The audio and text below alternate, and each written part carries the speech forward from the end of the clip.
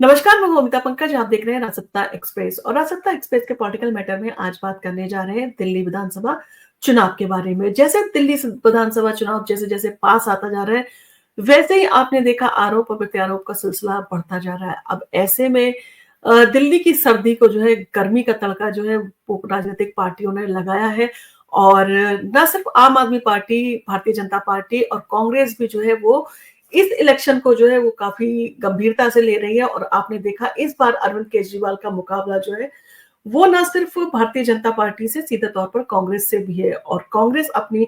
राजनीतिक ज़मीन पर जो है वो कब्ज़ा जमाने की कोशिश करने का पूरा प्रयास कर रही है। जिस तरह से संदीप दीक्षित जो है वो एक्टिव दिख रहे हैं, जिस तरह से उनके स्टेटमेंट आ रहे हैं, कहीं न कहीं आम आदमी पार्टी के लिए एक तरह से कहा जा सकता है ये चुनाव जो है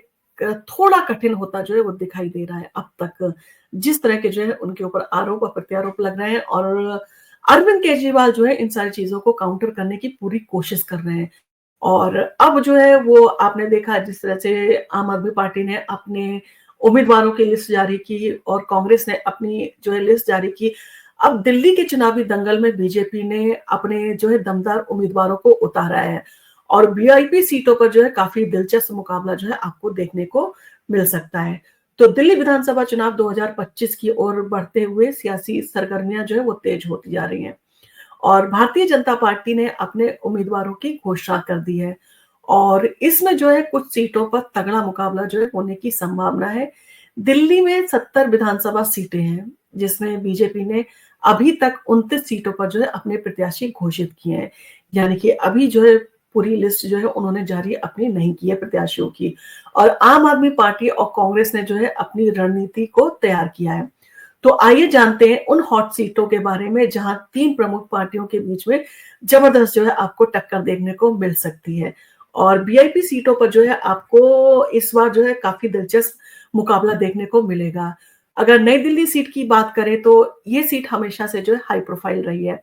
और इस बार कांग्रेस ने संदीप दीक्षित को उम्मीदवार बनाया है। तो वहीं आम आदमी पार्टी से अरविंद केजरीवाल मैदान में है और बीजेपी ने जो है यहाँ पर प्रवेश वर्मा को उतारा है, जो कि साहिब सिंह वर्मा के साहबजादे हैं और पश्चिम दिल्ली से जो है पूर्व सांसद भी रह चुके हैं और इस सीट पर 2013 से अब तक आम आदमी पार्टी का दबदबा जो है वो रहा है।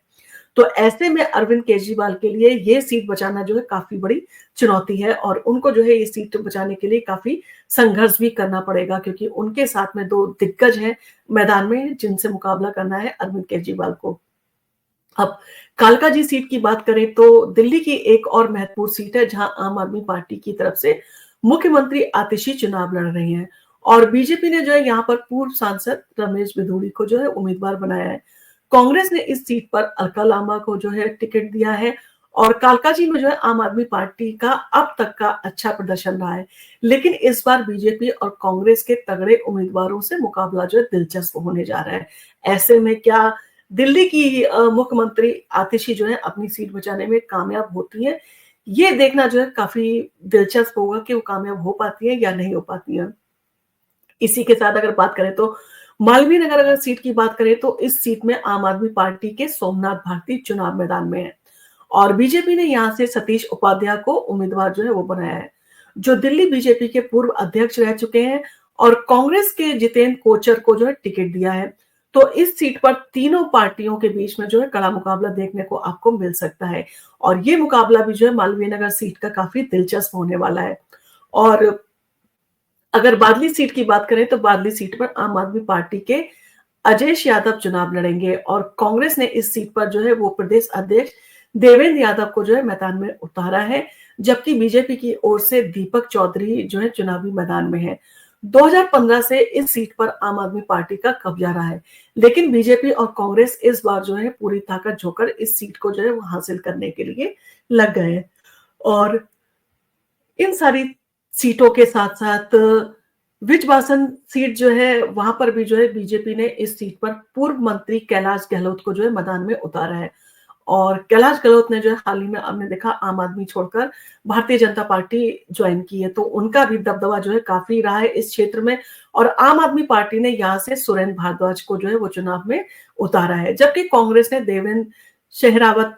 को जो है इस सीट पर किस्मत आजमाने के लिए जो है वो उतारा है। अब बिजवासन पर जो है अब तक आम आदमी पार्टी का प्रभुत्व रहा है, लेकिन बीजेपी इसे अपनी झोली में जो डालने के लिए पूरी जोर जो है लगा रही है। और कहा जा सकता है कि क्योंकि कैलाश गहलोत को इस सीट पर उतारा है, तो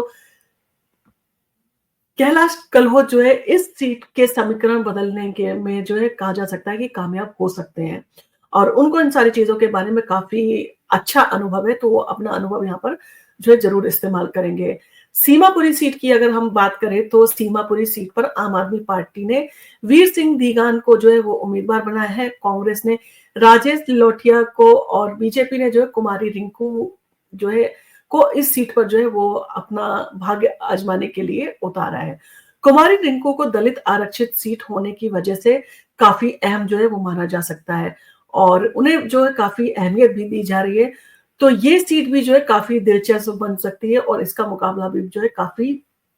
महत्वपूर्ण होगा। और इसी के साथ अगर बात करें जंगपुरा सीट की, तो जंगपुरा सीट से आम आदमी पार्टी के पूर्व डिप्टी सीएम मनीष सिसोदिया चुनाव लड़ेंगे, और कांग्रेस ने यहाँ जो है फरहद सूरी को, और बीजेपी ने जो है तरविंदर सिंह मारवाह को जो है वो उम्मीदवार बनाया है। और ये सीट मुस्लिम सिख बहुल है, और जिससे जो है सियासी समीकरण जो है काफी दिलचस्प होने की संभावना है। और मनीष सिसोदिया के लिए इस सीट को बचाना जो है आसान नहीं होगा, और एक तरह से कहा जाए कि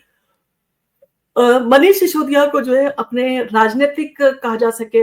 जा सकता है कि इस सीट को बचाना जो है चुनौती है, अपनी राजनीतिक जो है चुनौती है, क्योंकि दिल्ली शराब घोटाले में जो है काफी लंबे समय तक जो है वो तिहाड़ जेल में रहे हैं। अब ऐसे में ये मुकाबला उनके लिए कितना जो है वो अच्छा रहेगा, कितना अच्छा इस पे उनका प्रभाव होगा, ये सारी चीजें जो है देखने लायक होंगी, क्योंकि जनता के मन में कहीं ना कहीं उन सारी चीजों को लेकर एक डाउट तो आ ही गया है। और पटपड़गंज की अगर बात करें, तो पटपड़गंज की अगर बात करें तो यहाँ आदमी जो है आम आदमी पार्टी की ओर से अवध ओझा जो है वो पटपड़गंज सीट से उम्मीदवार बनाए गए हैं, काफी कामयाब हैं, और कोचिंग में जो है वो काफी उनका नाम रहा है, और जिस तरह के वो जो है वो कहा जा सकता है कि क्लासेस लेते हैं, तो उनका जो है एक अलग ही जो है वो वहां पर जो है वो उनका कहा जा सकता है कि एक तरह से लोगों के ऊपर उनका अच्छा पॉजिटिव इम्पैक्ट रहता है। तो बीजेपी ने जो है वो रविंद्र नेगी को मैदान में उतारा है, जबकि कांग्रेस ने यहाँ अनिल चौधरी को टिकट दिया है। और अनिल चौधरी पहले कांग्रेस के अध्यक्ष रह चुके हैं, और उनका चुनावी अनुभव जो है इस सीट पर जो है वो अहम साबित हो सकता है। और कृष्णानगर अगर सीट की बात करें, तो कृष्णानगर सीट पर बीजेपी ने अनिल गोपाल को जो है उतारा है, और कांग्रेस ने गुरुचरण राजू को जो है यहाँ पर से अपना जो है उम्मीदवार बनाया है, और आम आदमी पार्टी ने विकास बग्गा को जो है उम्मीदवार बनाया है। और ये सीट भी जो है दिल्ली की वीआईपी सीटों में मानी जाती है, और यहाँ त्रिकोणीय मुकाबला देखने को जो है आपको मिल सकता है। और रिठाला सीट की अगर बात करें, तो रिठाला सीट से आम आदमी पार्टी के मोहिंदर गोयल जो है वो चुनाव लड़ेंगे, और बीजेपी के कुलवंत राणा को जो है वो कांग्रेस ने सुशांत मिश्रा को जो है वो टिकट दिया है यहाँ से। और ये सीट भी जो है आम आदमी पार्टी के लिए एक प्रतिष्ठा की सीट जो है बन सकती है, क्योंकि यहाँ पर पहले उनका जो है दबदबा रहा है। अब इन सारी चीजों का जो है वो मुकाबला होने वाला है, और 41 सीटों पर जो है चुनावी घमासान जो है अभी बाकी है। तो दिल्ली विधानसभा की कुल 70 सीटें हैं, जिसमें से बीजेपी ने अब तक 29 सीटों पर अपने प्रत्याशी जो है वो घोषित किए हैं। हालांकि पार्टी के भीतर कुछ सीटों को लेकर जो है अभी भी विचार विमर्श चल रहा है। माना जा रहा है कि बीजेपी जल्द ही 41 सीटों पर उम्मीदवारों का ऐलान करेगी। और इस बीच जो है एनडीए ने कुछ अन्य दल जैसे जेडीयू और जो लोजपा है, यानी कि उन्होंने भी वो चुनावी मैदान में जो है उतरने की संभावना जो है वो जताई जा रही है। तो 2020 में जो है जेडीयू ने 2 और लोजपा ने जो है वो कहा जा सकता है एक एक सीट पर चुनाव लड़ा था, और इस बार जो है इन दलों का दाव जो है वो ये दल भी जो है खेल सकते हैं। यानी कि चुनावी माहौल जो है काफी कहा जा सकता है संघर्ष भरा हो चुका है, और चुनाव जो है वो इतना आसान नहीं बचा है। इस बार आम आदमी पार्टी को जो है काफी टक्कर जो है वो देने के लिए भारतीय जनता पार्टी और कांग्रेस सीधे तौर पर जो है मैदान में है। अब ऐसे में अरविंद केजरीवाल क्या रणनीति बनाएंगे, कैसे वो इन सारी चीजों को जो है वो कहा जा सकता है चुनावी जो है माहौल को अपने पक्ष में करने के लिए वो क्या रणनीति जो है अपनाएंगे, ये देखना काफी दिलचस्प होगा। और दिल्ली के इस चुनावी दंगल में सभी पार्टियों के पास में अपनी ताकत को दिखाना और विजय हासिल करने का जो है पूरा मौका है। और बीजेपी जहां अपने पुराने और नए चेहरों को जो है सामने लेकर आ रही है, वहीं आम आदमी पार्टी और कांग्रेस भी जो है अपनी पूरी ताकत से मैदान में है। खासकर वीआईपी सीटों पर जो है होने वाले मुकाबले में ये साफ दिखाई दे रहा है कि हर पार्टी जो है अपनी पूरी ताकत झोंकने को तैयार है।